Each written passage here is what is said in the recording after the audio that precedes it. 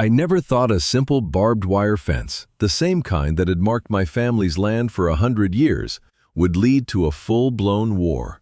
But that was before Carol moved in. My name is Jack, and this land is more than just property to me. It's my history. My great-grandfather staked this claim. My grandfather built the old barn that still stands against the prairie wind, and my father taught me how to read the seasons and manage the herd. I run a modest cattle operation on about 200 acres, a patch of rolling pasture and oak-dotted hills that backs up against a newer development they call Whispering Pines Estates. It's a classic case of the country meeting the suburbs, a border that was, for a long time, perfectly peaceful. Whispering Pines was built on what used to be the old Miller farm. I remember when it was just fields of corn and soy. Then the developers came, scraped the earth clean, and planted rows of identical houses with 2-car garages and perfectly square lawns. The homeowners association they established was, at first, a pretty benign entity. It existed to manage the little park at the entrance and make sure the communal mailbox kiosk didn't fall over. Nobody paid it much mind. I wasn't a member, of course. My ranch was my own kingdom, governed by my own rules, the primary one being to work hard and not bother anyone who wasn't bothering you. That all changed about 2 years ago with the arrival of Carol. She and her husband, a perpetually silent man who looked like he'd lost a bet, bought the house with the lot that directly bordered my southern pasture. She came from some big city on the coast, and she brought her city ideas with her. She saw my working ranch not as a piece of local heritage or a man's livelihood, but as a personal affront to her aesthetic sensibilities. Within 6 months, through a combination of sheer force of will and the general apathy of her neighbors, she got herself elected president of the HOA. The changes started small, like a slow creeping vine. First came the memos about lawn maintenance standards, specifying a grass height of no more than 3 inches. Then came the regulations on approved mailbox designs, followed by a list of permissible paint colors for front doors. Holiday decorations were to be removed within 48 hours of the holiday's conclusion. Trash cans could not be visible from the street except on collection day. The residents of Whispering Pines grumbled, but it was easier to comply than to fight. Soon, her gaze turned to my property line. My fence was a functional thing. Sturdy cedar posts sunk deep, strung with 5 strands of weathered barbed wire. It had stood for decades, keeping my cattle in and everything else out. It wasn't pretty, but it was effective. I started getting unofficial-looking notes tucked into my own mailbox, printed on pastel-colored paper. A friendly suggestion from your neighbors at Whispering Pines, one read. Have you considered a more modern fencing solution? A white vinyl picket fence would greatly enhance the community's visual harmony. I tossed them in the trash. I wasn't in her community, and I didn't care about her harmony. Then came the formal letters on HOA letterhead, citing bylaws that didn't apply to me, speaking of maintaining property values and the scenic view. I ignored those too. I figured she was a harmless crank, a petty tyrant in a kingdom of beige houses. I fundamentally misunderstood the depths of her resolve. The breaking point came on a cool Tuesday morning in early May. I was in the process of rotating my herd, moving a group of about 40 heifers to the south pasture, the very one that ran along Carol's backyard. It was a routine part of my year, giving the other pastures time to recover. This particular pasture was a crucial holding area before moving them further south. The fence, Carol's hated fence, was the only thing containing several tons of curious, grass-seeking livestock. I drove my utility vehicle out along the fence line just after sunrise, coffee mug steaming in the holder. That's when I saw it. A 50-foot section of my fence was just gone. The wire had been cleanly snipped between 3 posts. The posts themselves, solid cedar that had been in the ground since my father's time, had been pulled up and were now lying uselessly on the grass. The sheer, deliberate effort it must have taken was staggering. In the soft dirt, I could see 2 sets of footprints. One was a large boot print, the other smaller. She'd hired someone. Staked into the ground where the middle post used to be was a piece of white poster board, protected by a plastic sleeve. The text was printed in a crisp, clean font. Your unsightly fence was obstructing the community's view of the rolling hills. Per HOA Bylaw 7.4, Aesthetic Harmony, obstructions have been removed. Please consider this your final notice. It was signed in a self-important cursive flourish, Carol Miller, President, Whispering Pines HOA. Rage, cold and pure, washed over me. This wasn't a suggestion anymore. This was vandalism. This was a direct attack on my property and my livelihood. I left the UTV where it was and walked, my boots pounding the dirt, straight through the gap in my fence, across the manicured lawn of her property, and up to her front door. I didn't bother with the doorbell. I hammered on the door with my fist, the sound echoing in the quiet suburban morning. Carol opened the door, dressed in a pink satin robe, holding a small, yapping dog. She looked at me, not with surprise or fear, but with an expression of smug triumph. "Can I help you?" she asked, her voice dripping with condescension. "You cut my fence," I said, my own voice dangerously low. "I didn't cut it," she replied, shifting the dog in her arms. "I had it removed. It was a violation." I took a breath, trying to hold on to my reason. "A violation of what?" "That fence is on my property. It's been there for 50 years. You have absolutely no authority over it." I pointed back towards the pasture. "More importantly, that fence was holding back 40 head of cattle. Do you have any idea what you've done?" She scoffed, a dismissive little puff of air. "Oh, please, don't be so dramatic. It's an open view now. It's much better for everyone's property values. And as for your smelly animals, that's another issue the board will be addressing shortly. We're looking into nuisance ordinances." She was actually quoting rules at me, as if her HOA bylaws were the law of the land, superseding property lines and common sense. "You listen to me," I said, stepping closer. "You are going to pay to have that fence rebuilt, today. And if you ever touch my property again, you'll be dealing with the sheriff." Her smile was pure acid. "I don't think so. You see, according to Bylaw 12.1, any attempt to erect an unapproved structure will result in a $500 fine, doubling for each day it remains. If you put that ugly thing back up, I will fine you into bankruptcy. Now, if you'll excuse me, you're trespassing. Get off my property." She closed the door in my face. I stood there for a long moment, listening to the little dog yapping on the other side. The war had begun. The first order of business was dealing with the immediate problem. 40 heifers with a newfound sense of freedom. I had to call in my neighbor Tom, and we spent the better part of the day rounding them up and moving them to a different, secure pasture miles away. It completely wrecked my grazing schedule and cost me a full day of other, more pressing work.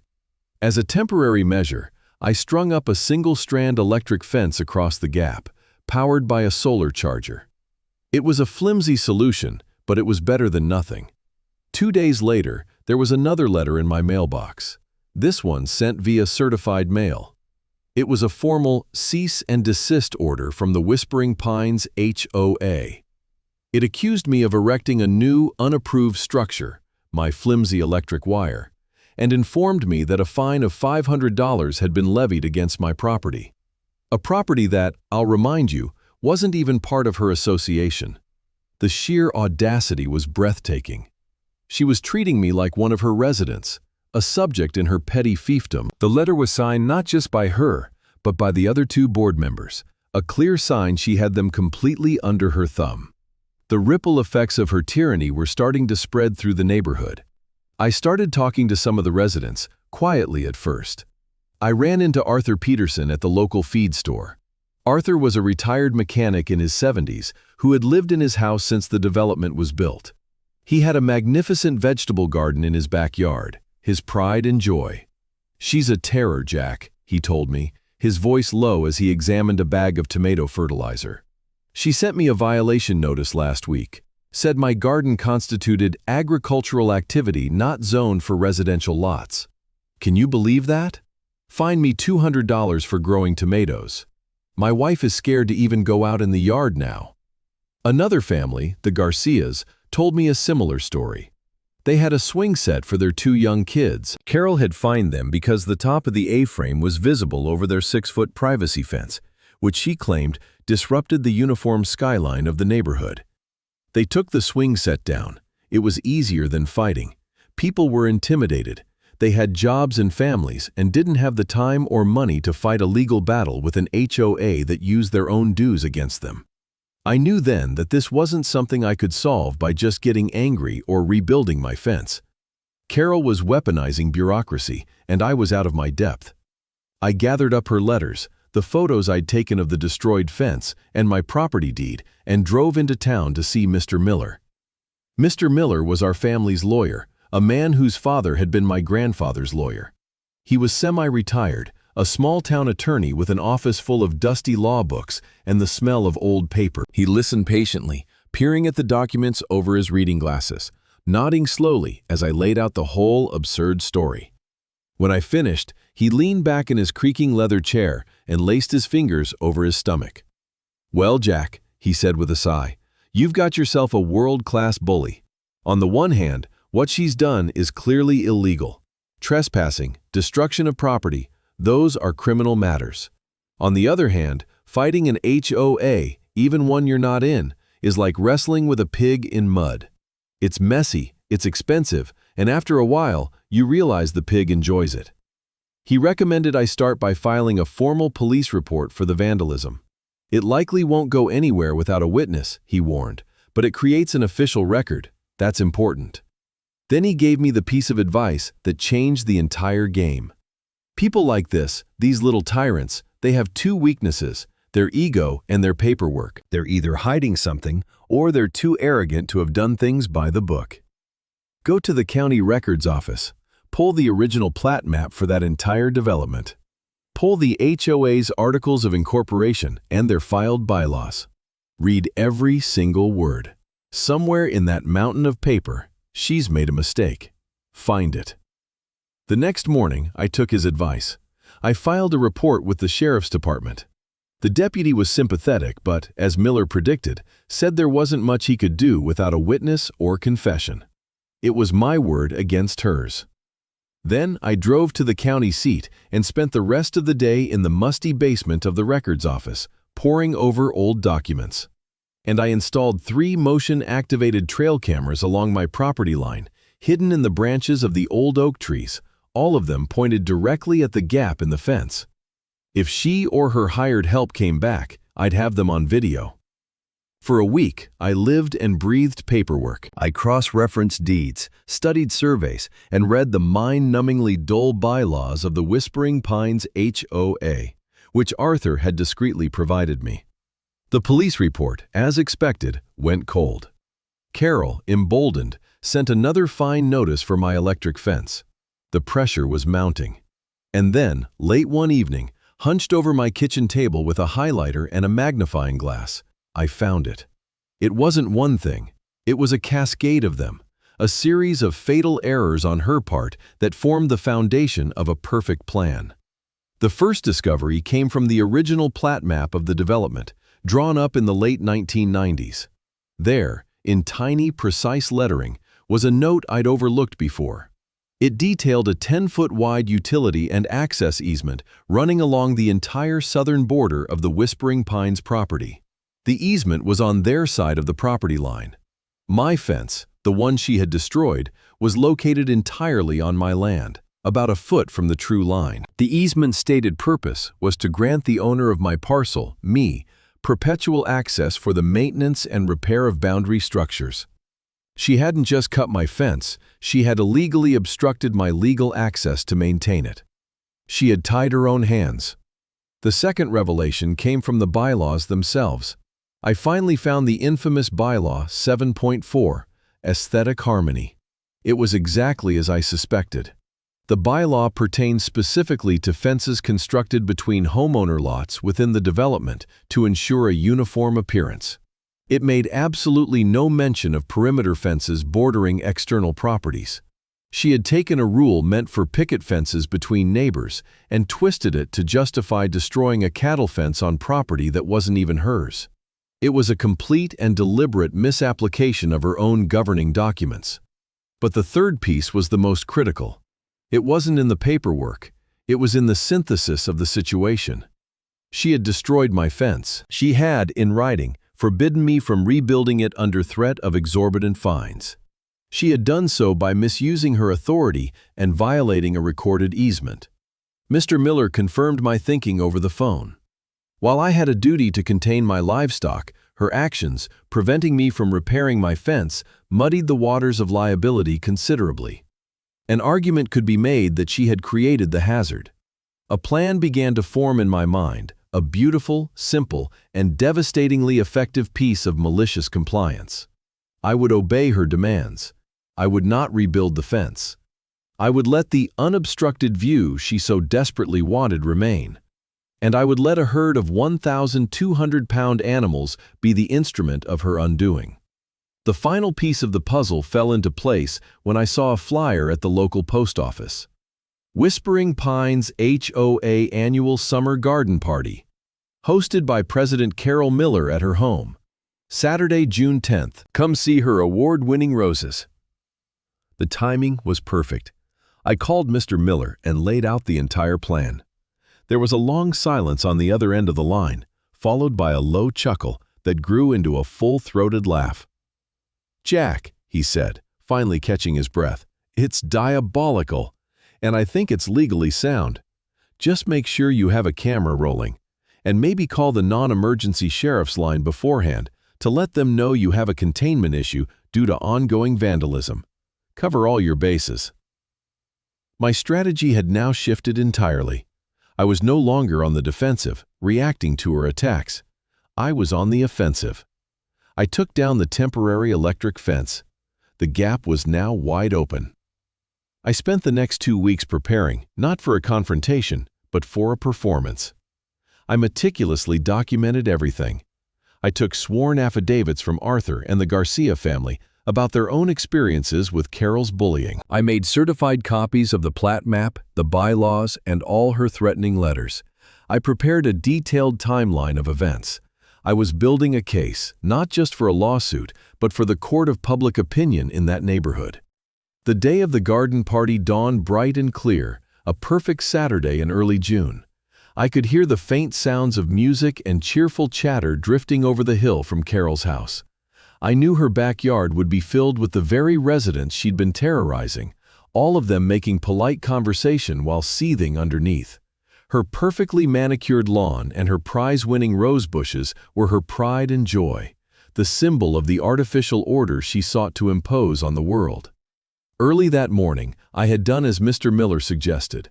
I called the sheriff's non-emergency line and filed a report. I calmly explained that my fence had been criminally destroyed, that I had been threatened with legal action by the HOA president for attempting to repair it, and that as a result, I had a potential livestock containment issue. I gave them the date of the original vandalism report. The dispatcher sounded confused, but took down the information. The box was checked. My next step was to move the 40 heifers back into the south pasture. They were happy to be back in the familiar field. I opened the gate to a much larger pasture behind it, so they weren't trapped, but I did one last thing. I drove my UTV out and dropped 2 bales of my best, sweetest alfalfa hay about 30 yards from the gap in the fence. It was an irresistible temptation.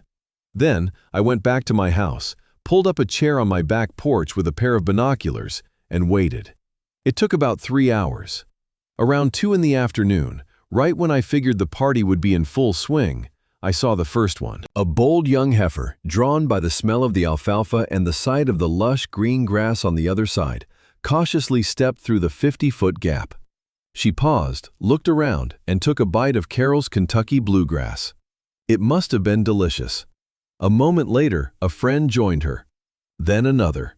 Within 5 minutes, the entire herd, like a slow-moving river of black and white, poured through the opening and onto the pristine, party-filled lawn of the HOA president.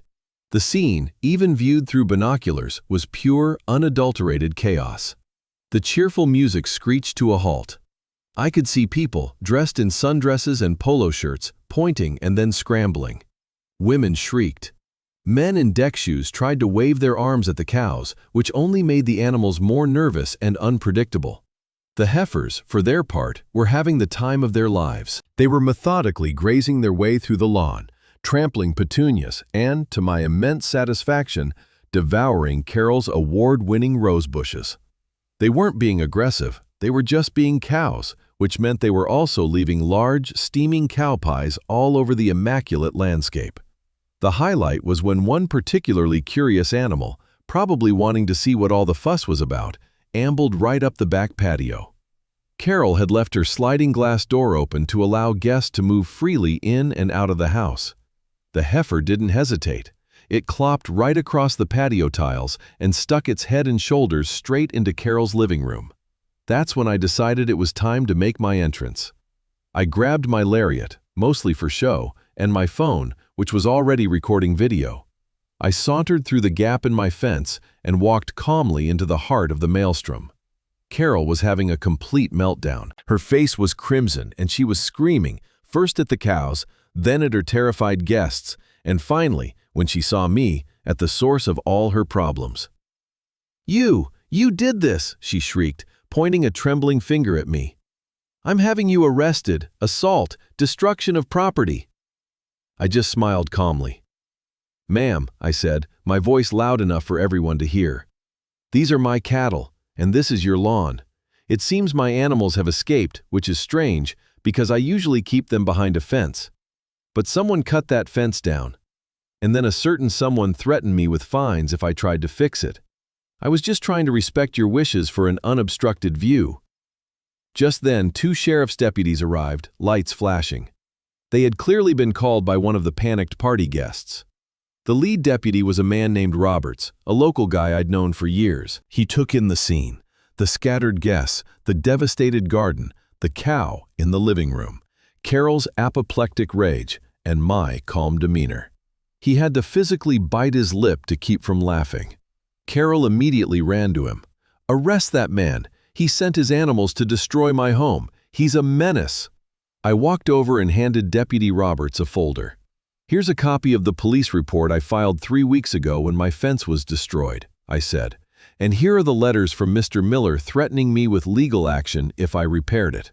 And here's a copy of the plat map showing my fence is on my land and that she was obstructing my legal easement. I even called the non-emergency line this morning to warn you this might happen." Roberts looked at the documents, then at Carol, then at the cow, which was now chewing on a lampshade. He sighed and turned to Carol. "Ma'am," he said, his voice heavy with official boredom, "this appears to be a civil matter that you created. Right now you don't have a criminal complaint. You have a cow in your house. I suggest you focus on that." He then turned to me. "Jack, can you get your animals out of here?" "Yes, sir," I replied. "It might take a bit, though. They seem to really like the roses." The fallout was immediate and catastrophic for Carol. The garden party ended, of course, with animal control being called to help me coax the last heifer out of her living room, where it had left a very large and unwelcome housewarming gift on her white Berber carpet. The next Monday, Mr. Miller filed the lawsuit. It was a comprehensive legal assault, naming Carol personally and the HOA board as co-defendants. We sued for the cost of the fence replacement, veterinary bills for a heifer that had foolishly nibbled on a toxic azalea bush, and punitive damages for the willful destruction of property and interference with my business. But the real blow came from within her own community. My story, bolstered by the chaotic spectacle at the party, spread like wildfire. Arthur Peterson and the Garcia family, armed with the affidavits I had prepared, organized a special meeting of the homeowners. It was standing room only. Faced with a room full of angry neighbors and the reality of a massive lawsuit they were now on the hook for, the other 2 board members resigned on the spot. The residents, led by Arthur, used the meeting to launch a class action lawsuit against Carol for misappropriation of funds. They had discovered she paid the handyman who cut my fence using the HOA's general maintenance budget, and for grossly exceeding her authority. Her carefully constructed world crumbled. Buried in legal fees from 2 simultaneous lawsuits and facing social ruin, she and her silent husband were forced to put their house on the market. The sale barely covered what they owed in legal settlements, both to me and to their own neighbors. I got a check that was more than enough to cover my expenses and my trouble. The first thing I did with the money was build a new fence. It was a magnificent thing, built of thick steel posts sunk in concrete and strung with high tensile wire. It was strong, permanent, and unapologetically agricultural. It was a monument to common sense. I was no longer the strange rancher next door. I was Jack, the guy who had stood up to the HOA tyrant and won. I had earned the respect of the entire neighborhood. The Whispering Pines HOA was completely reformed. Arthur Peterson was elected the new president, and their first act was to formally apologize to me and to abolish nearly all of Carol's ridiculous, petty rules. The neighborhood began to heal. People started planting gardens again. Kids' swing sets reappeared. A sense of community, one based on mutual respect rather than arbitrary regulation, began to grow. A few years have passed since the Great Cattle Invasion. Whispering Pines is a genuinely pleasant place to live now. Property values, contrary to Carol's fears, have risen steadily. It's known as a friendly, relaxed community, a place where people look out for each other. My ranch is doing well, and my new fence stands as a quiet reminder of the border between good neighbors and bad ones. I only saw Carol one more time after she moved away. It was about a year later, in the aisle of the local hardware store. She looked smaller, diminished. The fiery arrogance was gone, replaced by a weary sadness. She saw me, and for a moment, I saw a flicker of the old anger, but it quickly faded. As I passed her, she spoke, her voice barely a whisper. "I'm sorry," she said, not looking at me. I didn't understand." I just nodded. I didn't say, "I told you so," or "You got what you deserved." There was no need. The lesson had been taught, and the consequences had been paid. All I felt in that moment was a faint sense of pity for someone who had valued control over community and rules over reason. Sometimes, when I'm out on the porch at dusk, watching my cattle graze peacefully in the south pasture, I think about the whole absurd affair. It was never really about a fence. It was about a fundamental misunderstanding of the world. Carol saw a boundary and thought it was a challenge to her authority. I saw a boundary and knew it was the foundation of good neighborliness. She believed a community could be built through force and intimidation. I learned that a real community is forged when people stand together against those who would tear them apart. The new fence is strong and silent, doing its job without any fuss. The cattle are content. The neighbors in Whispering Pines wave when I drive by. The peace I fought for wasn't just restored, it was made stronger. Some fences, it turns out, don't just keep things in. They protect a way of life. And that's something worth fighting for.